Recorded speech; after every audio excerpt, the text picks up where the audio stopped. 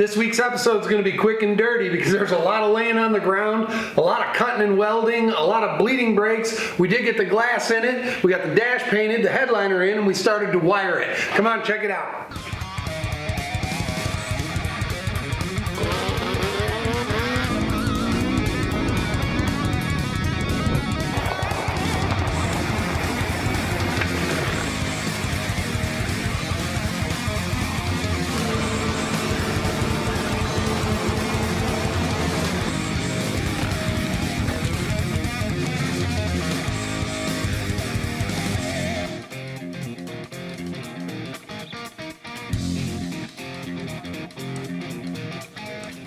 It's time to go.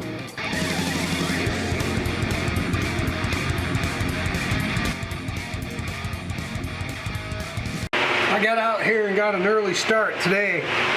As you can see, I got everything cut out. I trimmed and cleaned the piece of the floor. It's tacked in. I still have to do this one, and it's really, really hot outside today, so the sooner I'm done being filthy, the better. A lot of background noise, but as you can see, that's in, and the floor pan is in. A little patch in the corner. I still have to do the step well, and there's a few little pieces over there, but once I get this welded the rest of the way, seam sealed and painted black, I can start to assemble this truck, meaning glass, interior, all of that. So it's sort of exciting. The last time you saw this truck, there was a lot of work that needed doing in the interior, and since then I've done it.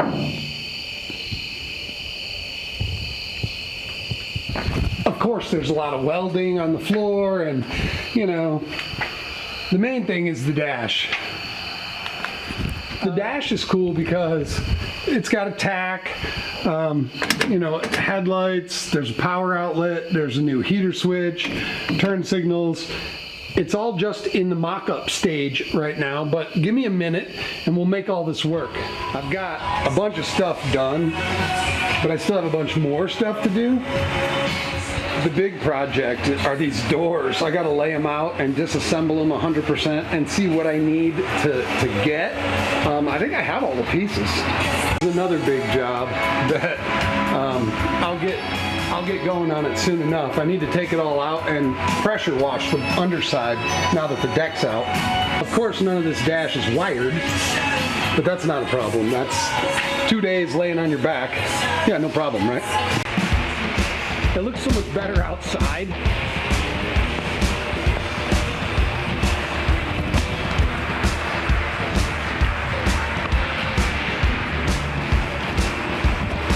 I just put that seat in there. It's just resting there.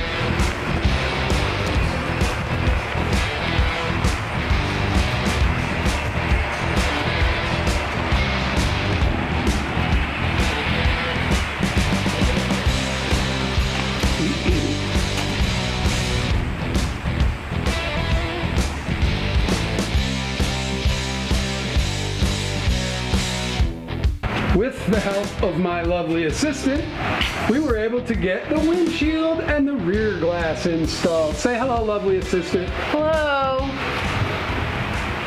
I'm not gonna lie, it was work, but it did actually do the truck a world of good.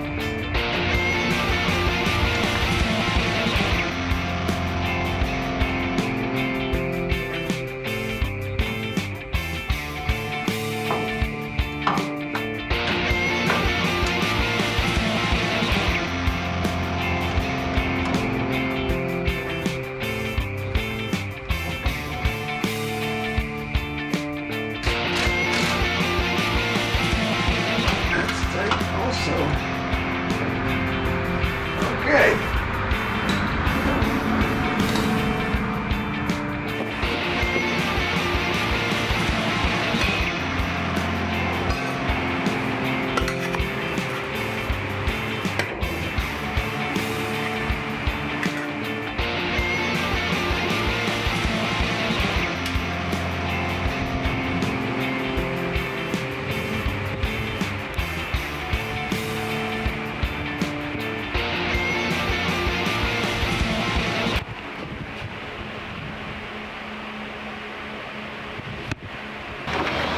Let's fire it up, see what it sounds like.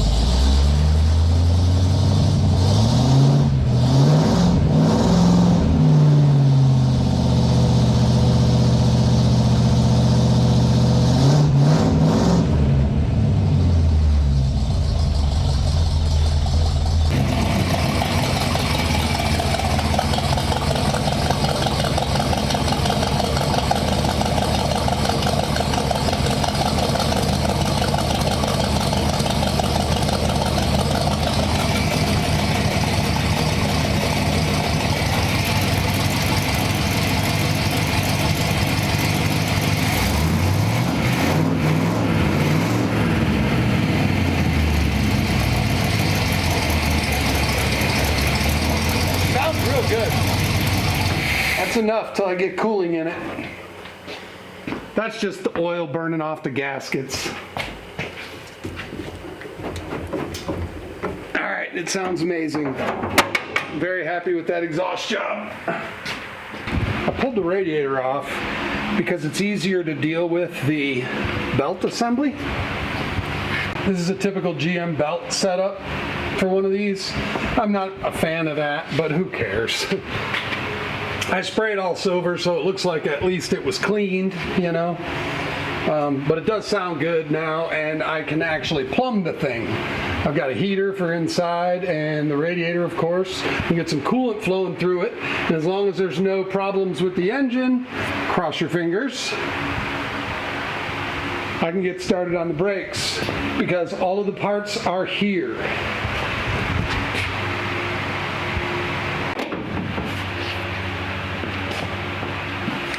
I put this lovely heater unit in. I just got to finish connecting the hose lines that come from the engine, and I can hook up the radiator. Once I get the radiator in, I can fill it with coolant, which will be a happy day for me. Because then all the questions will be answered. Is the engine good? Is there a head gasket, a cracked head? Who knows, you know? Should be fine, but famous last words, eh?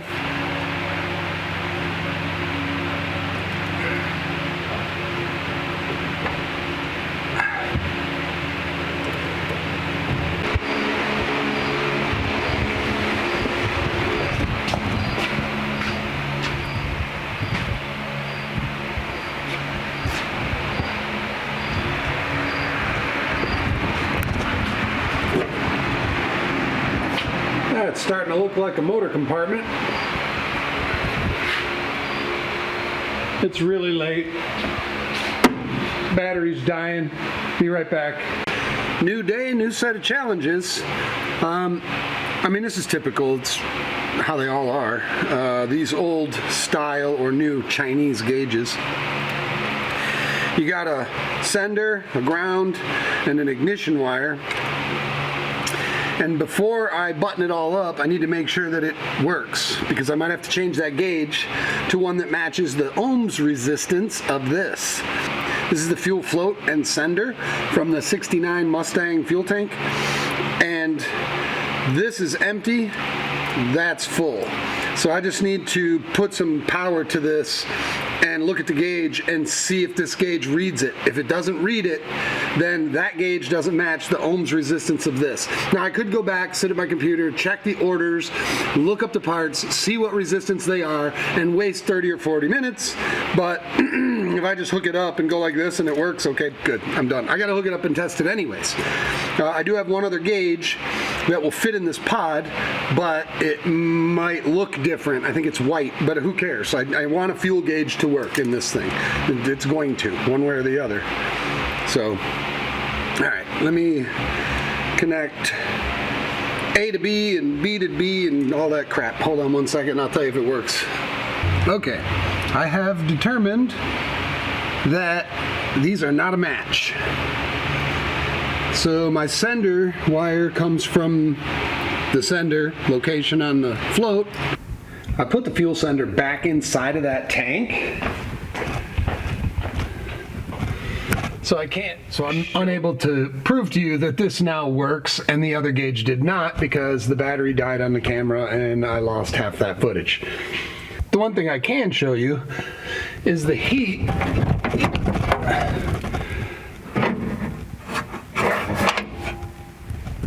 The heat motor, that does in fact function. Alright, I got a temporary battery sitting right there, and this is the heater unit. I'm going to check and see.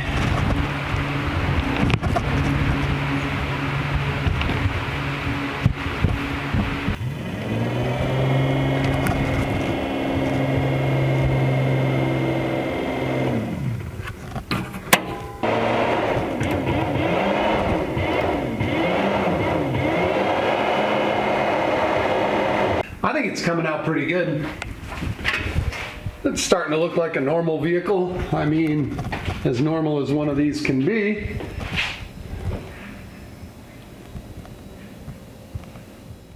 Started on the base wiring, got those gauges working like I showed, and then I started on the brakes.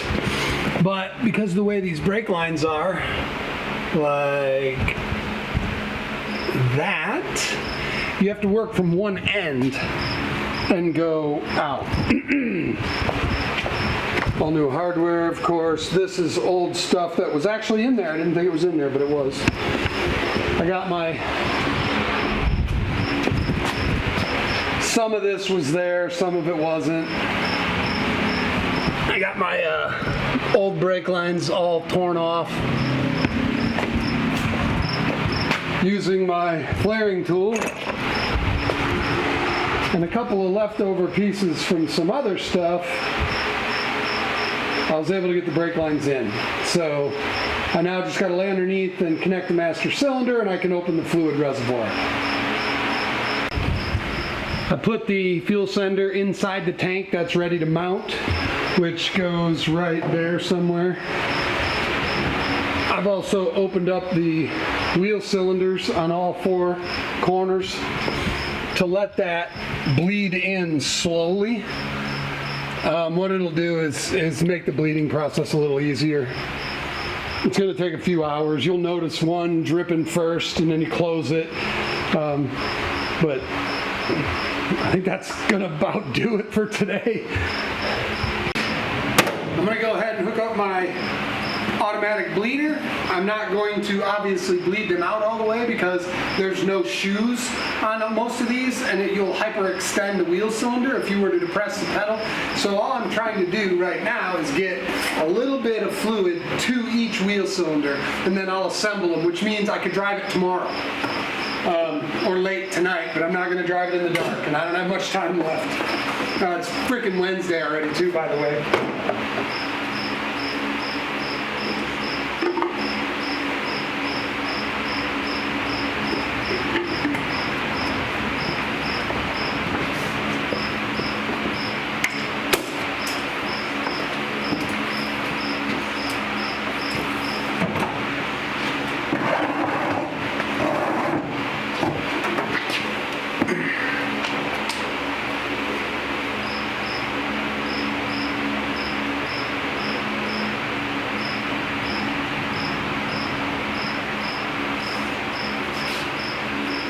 remember I have that fluid bottle upside down. As the level goes down in the reservoir, it automatically glugs. Gravity feeds into that. But it won't overflow because it creates a vacuum over there. And I need to pull a vacuum from here, so take a while.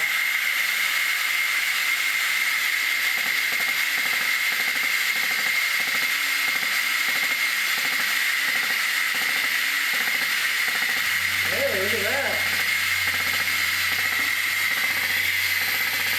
It's pulling fluid. That's a good sign.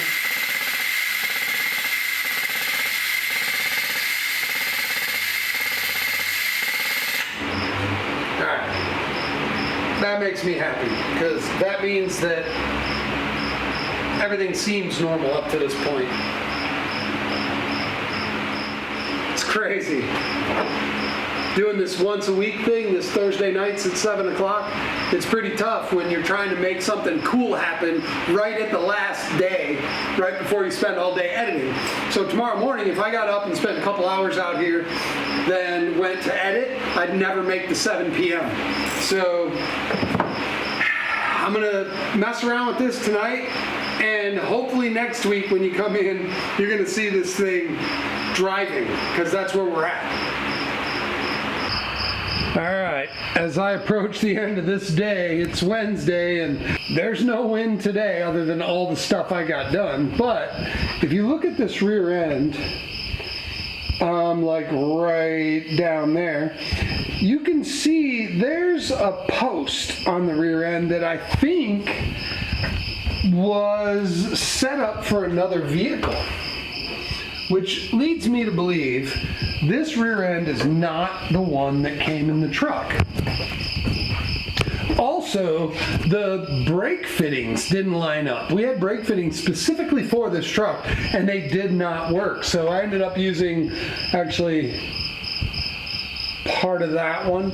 That's just from a Ford, and it'll be fine. However, that right there, that tells the story. That's from either a panhard bar, something that located the rear end from moving back and forth. Either this truck had it and they removed it, or this rear end was from something else. The brake line's not working. I had factory brake lines all from when I got the truck. It all came in a box, and it did not match this rear end.